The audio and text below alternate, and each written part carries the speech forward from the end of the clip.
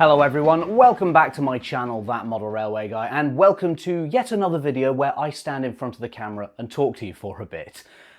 Obviously, I'm being a bit flippant there because I appreciate that I've done quite a few videos like this in the last couple of months, with one earlier this week even. I know that you guys come here for the model railways and the actual practical modelling stuff, and don't worry, there is plenty of that on the way. Things are, of course, a little busy around this time of year, but yeah, don't go thinking that this channel is moving away from its roots to become, you know, a model railway news channel or a vlog sort of thing. There will still be plenty of practical modelling stuff, more of that coming very soon. However, all that said, I am going to stand in front of the camera and talk to you for a bit today, but I feel it's for a good reason, and I mean that in multiple ways actually. When I've done videos like this recently, usually it's because something negative has happened or is in the process of happening. Today though, it's very much the opposite. Something good has happened, and while sharing positive stories never attracts the same interest and attention as the negative stuff, I do think it's important to have that balance. I don't want these videos to just be that meme of Grandpa Simpson shouting at the cloud. You know, those of you who are familiar with my videos will know that I prefer to stay on the positive side of things, even when I'm talking about negative sides of the hobby. After all, model railways are something we do for fun and are supposed to enjoy. So yeah, with there having been a lot of negativity around model railways lately, I just wanted to take the opportunity to share something good. And that good thing is regarding the David Clarke Model Railway. Now, for those of you who are unaware, I did a video last month, I think, about this situation.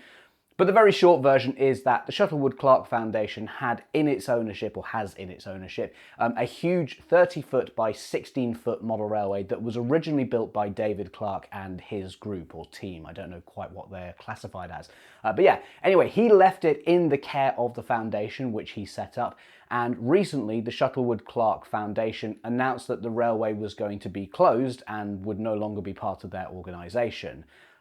That was obviously very disappointing for the volunteers who had cared for the layout all this time and kept it in good working order. And while the foundation did originally say they'd help with getting the layout moved, realistically this model railway is so big and so complicated that that's not really an option. The structure it's in was built around it, so getting it out would require at the very least cutting it up significantly, and because of the unique way this layout is built, it just wouldn't be the same if you tried to piece it back together again afterwards. Like I said, there's more details in the original video where I covered this, but that's just the very quick backstory.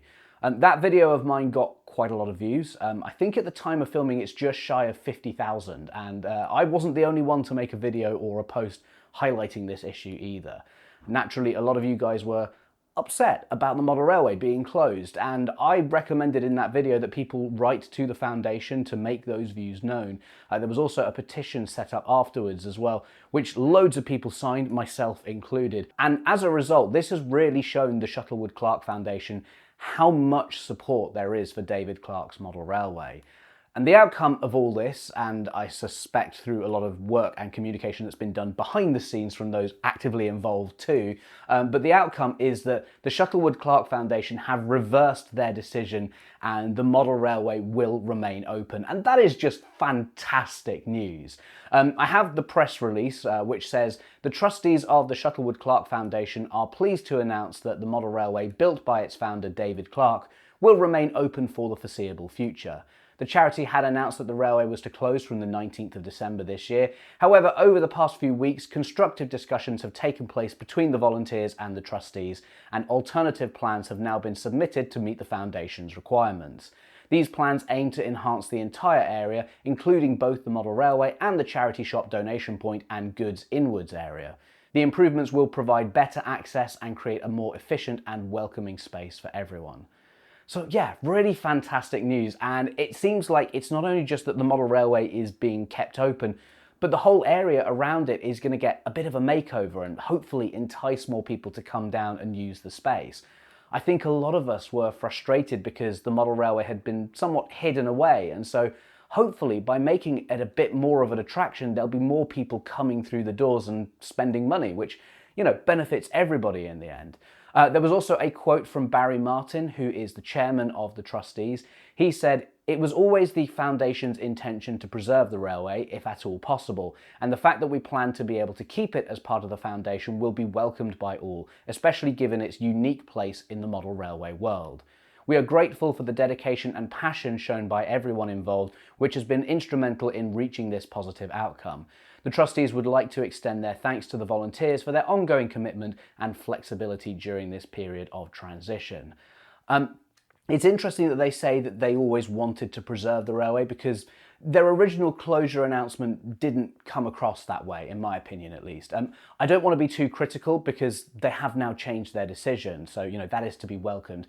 I think perhaps maybe they just underestimated how difficult it would be to remove the railway, or that moving it would basically destroy it anyway. Obviously, a lot of nuance and detail gets missed out in press releases, both this one and the original one. But like I said, I think the main positive here is that the trustees seem to have a better understanding now of what the value of the railway is and how it can benefit them too, which is great. There was also a statement from Alan Godber on behalf of the volunteers who actively look after the model railway. He said, "This is the best possible news, and we are grateful to have had the opportunity to sit down with the trustees and discuss ways in which the railway could be saved and enhance the facilities at Ulverscroft Grange.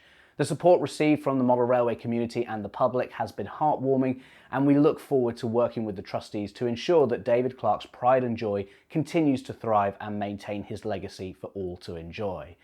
Yeah, I mean, it's just fantastic, and I'm so pleased that the volunteers can continue looking after and maintaining the model railway.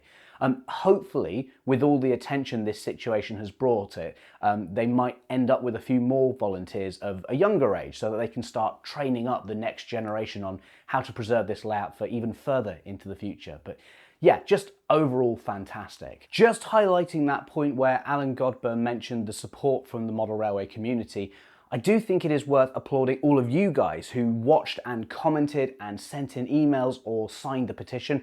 And look, I'm not going to pretend that my video was the thing that turned this whole situation around. My ego is not that big.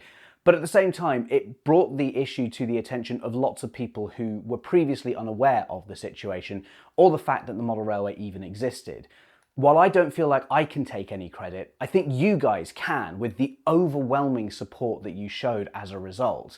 That sort of thing doesn't go unnoticed by organisations like this, and while the work was done by the trustees and the volunteers to come to a solution, having that public support behind the model railway will have absolutely helped.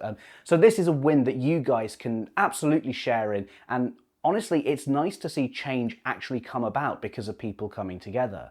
There's lots of different petitions and causes floating about online, and a lot of the time it feels like nothing actually changes and no one ends up listening. Well, that isn't the case here, because you guys have made a difference, and that is something to be really proud of. The work isn't done yet though. There's still one thing that we all need to do, and that is visit if you can. Lots of people on the original video said they would have loved to have gone and seen the railway in person had they known it existed before, and that they now wouldn't get the opportunity before it closed down. Well, now it's been saved, so we all have to put our money where our mouth is. Please, if you can, go and visit the model railway, show them that keeping it open was the right idea and that there's lots of interest now that people know it exists. Leave a donation or spend some money in the CAF, but we need to step up now. The foundation has done the right thing, but if no one visits, then in a year or so we could be back in exactly the same position. So let's show them that they made the right decision to make the most out of the model railway, and show them that all this support wasn't just talk online. Like I said in the previous video, it's really close to the Great Central Railway too, which is one of the most popular heritage railways in the country. So, if you're planning a visit there in 2026, head over to see the model railway too. I do just want to quickly finish up by addressing the foundation and the trustees themselves, like I did in my previous video. And I just want to say thank you. I don't know if you ever saw my original open letter video. I don't know if you'll watch this one, but thank you for listening to the public and reconsidering your position. It would have been really easy for you to bury your head in the sand and ignore all the outcry until the deadline had passed. Instead, you've chosen to reevaluate the situation based on new evidence, and you've held your hands up and gone, yep, we were wrong, let's figure this out together. That takes a lot of guts, and I think you should be congratulated for that. In a world where we all get stuck in our own ways and can become very tribal, this is really refreshing to see, and I hope it leads to lots more success for both the model railway but the foundation overall as well. So thank you for listening, thank you for changing your mind, and now it's partly up to us as the public to help make the display a success in the long term. I genuinely wish you all the best for the future, and with that, I think that's where we'll leave it today. Like I said, I just wanted to make a quick video on this because it's easy to make videos about the outrage, but then following them up with the positive outcomes is really satisfying too. And if you're the sort of person who likes the positive side of the model railway hobby, then please do subscribe for more content like this. Whether it's layout builds or reviews or tutorials, it's rare that you'll ever find me having a moan. So yeah, we could all do with a little more positivity in our hobby and our lives in general. With that said, thank you so much for watching, everyone. We'll be back to our regularly scheduled content very soon, so I'll see you in the next video. Bye.